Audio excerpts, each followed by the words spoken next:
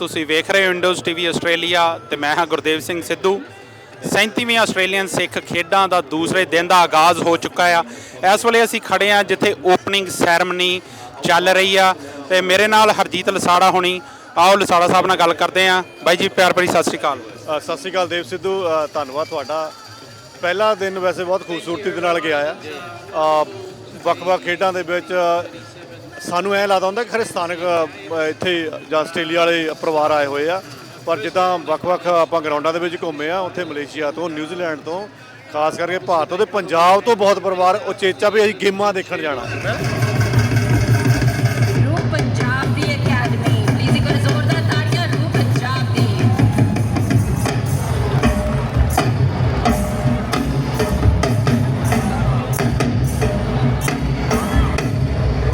तेरे हत्थ माही वे गाना।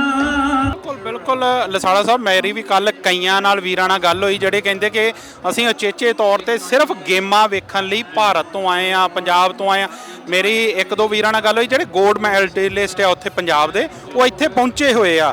ਉਸ ਤੋਂ ਬਾਅਦ ਜਿੱਦਾਂ ਤੁਸੀਂ ਗੱਲ ਕੀਤੀ ਕਿ ਮਲੇਸ਼ੀਆ ਤੋਂ, ਨਿਊਜ਼ੀਲੈਂਡ ਤੋਂ ਤੇ ਹੋਰ ਵੀ ਪਤਾ ਨਹੀਂ ਕਿੰਨੇ ਦੇਸ਼ਾਂ ਤੋਂ ਜਿਹੜੇ ਸਾਡੇ ਵੀਰ ਭੈਣਾਂ ਆ ਉਹ ਇਸ ਮੇਲੇ 'ਚ ਸ਼ਿਰਕਤ ਕਰਨ ਪਹੁੰਚੇ। ਕਿਉਂਕਿ ਆਪਾਂ ਅੱਗੇ ਵੀ ਗੱਲ ਕਰਦੇ ਸੀ मेरी चीची दा तू बने जा रुमाल वे, हाय पैड़ी ए हो गल चाहुंदी आ।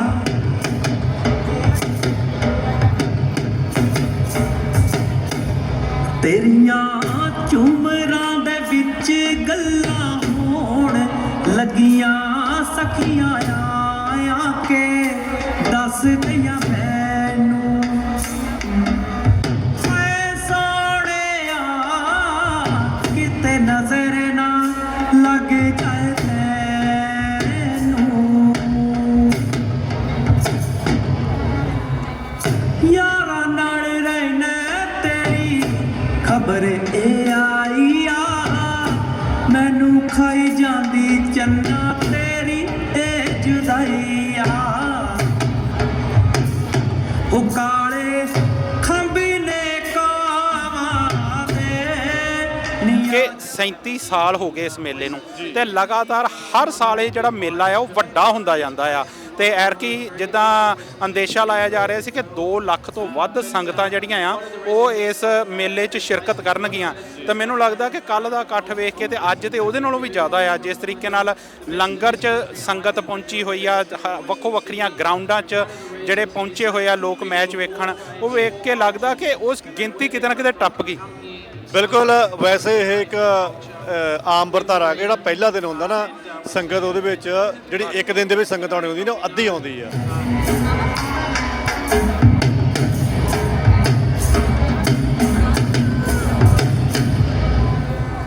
ਨੂਰਪੁਰੇ ਨਾ ਜਾਈ ਮੇਰੇ ਢੋਲਣਾ, ਕੋਠੇ ਤਪੇ ਤੰਦੂਰ ਮੇਰੇ ਢੋਲਣਾ, ਗਿਣ ਗਿਣ ਲਾਵਾ ਪੂਰ ਮੇਰੇ ਢੋਲਣਾ, ਖਾਵਣ ਵਾਲਾ ਦੂਰ ਮੇਰੇ ਢੋਲਣਾ, ਇਹ ਢੋਲਣਾ ਅਸਾਂ ਨਹੀਂ ਉਹ ਬੋਲਣਾ, ਅਸਾਂ ਤੇ ਜੇ ਮੰਨ ਲਓ ਪਹਿਲੇ ਇੱਕ ਦਿਨ 'ਚ 100 ਆਇਆ ਤਾਂ ਦੂਜੇ ਦਿਨ 250 ਟੱਪਣਾ ਹੀ ਟੱਪਣਾ ਆ। ਸੋ ਤਕਰੀਬਨ ਹੁਣ ਹਜ਼ਾਰਾਂ ਦੇ ਵਿੱਚ ਆਪਾਂ ਨੂੰ ਸਵੇਰ ਤੋਂ ਹੀ ਲੋਕ ਇੱਥੇ ਦਿਖ ਰਹੇ ਆ ਤੇ ਸੰਗਤ ਆਨੰਦ ਮਾਣ ਰਹੀ ਆ। ਖੂਬਸੂਰਤੀ ਇਹ ਆ ਕਿ ਠੀਕ ਹੈ, ਕਬੱਡੀ ਥੋੜੀ ਲੇਟ ਸ਼ੁਰੂ ਹੋ ਰਹੀ ਆ, ਲੇਕਿਨ ਬਾਕੀ ਗੇਮਾਂ ਮੇਰੇ ਖਿਆਲ 8:30-9 ਵਜੇ ਸ਼ੁਰੂ ਹੋ ਜਾਂਦੀਆਂ। ਤੁਸੀਂ ਸੌਕਰ ਦੀਆਂ ਗਰਾਊਂਡਾਂ ਦੇਖ ਸਕਦੇ ਆ, ਹਾਕੀ ਦੀ ਦੇਖ ਸਕਦੇ 9 ਵਜੇ ਉੱਥੇ ਪਲੇਅਰ ਵਾਰਮ ਅਪ ਕਰਨ ਲੱਗ ਪੈਂਦੇ ਆ। ਤੇ ਕੱਲ ਮੈਨੂੰ ਹਾਕੀ ਦੇ ਵਿੱਚ ਜਾਣ ਦਾ ਮੌਕਾ ਮਿਲਿਆ, ਉਹਨਾਂ ਦੀ ਲਾਈਵ ਕਵਰੇਜ ਕੀਤੀ ਆ। ਤੇ ਉੱਥੇ ਆਪਣੇ ਪੁਰਾਣੇ ਓਲੰਪੀਅਨਸ ਤੇ ਫੀਮੇਲ ਆਪਣੀ 1980 ਦੀ ਸ਼ੇਰਗਿੱਲ, ਉਹਨਾਂ ਦੇ ਨਾਲ ਗੱਲਬਾਤ ਕੀਤੀ ਆ। ਬੜਾ ਉਹਨਾਂ ਦਾ ਤਾਮਝਾਮ ਸੀਗਾ ਤੇ ਬੜਾ ਉਹਨਾਂ ਦਾ ਉੱਥੇ ਕਦਰ ਕੀਤੀ ਗਈ ਆ ਤੇ ਬੜਾ ਸੋਹਣਾ ਲੱਗਦਾ ਕਿ ਹਾਕੀ ਨੂੰ ਵੀ ਹਜੂਮ ਆ ਰਿਹਾ। ਬਿਲਕੁਲ ਬਿਲਕੁਲ ਲਸਾੜਾ ਸਾਹਿਬ, ਜਿੱਦਾਂ ਆਪਣੇ ਆਪਾਂ ਗੱਲ ਕਰਦੇ ਹੁੰਨੇ ਕਿ ਜਿਹੜੀਆਂ ਆਸਟ੍ਰੇਲੀਅਨ ਸਿੱਖ ਖੇਡਾਂ ਆ, ਇਹਦਾ ਅਸਲੀ ਮੰਤਵ ਆ ਸਾਡੀ ਨਵੀਂ ਪਨੀਰੀ ਨੂੰ ਖੇਡਾਂ ਨਾਲ ਜੋੜਨਾ। ਤੇ ਜਿਸ ਤਰੀਕੇ ਨਾਲ ਸਾਡੇ ਇੱਥੋਂ ਦੇ ਬੱਚੇ ਜਾਂ ਜਿਹੜੇ ਆ ਨਿੱਕੇ ਨਿੱਕੇ ਬੱਚੇ ਖੇਡਾਂ 'ਚ ਹਿੱਸਾ ਲੈਂਦੇ ਆ, ਕੱਲ੍ਹ ਕੇ ਬਲਕਿ ਪਹਿਲੋਂ ਵੀ ਹੁੰਦੇ ਰਹੇ ਆ, ਪਿਛਲੇ ਸਿੱਖ ਖੇਡਾਂ 'ਚ ਵੀ ਅੰਡਰ 12 ਅੰਡਰ 15 ਦੀਆਂ ਕਬੱਡੀ ਮੈਚਿਸ ਹੁੰਦੇ ਸੀ।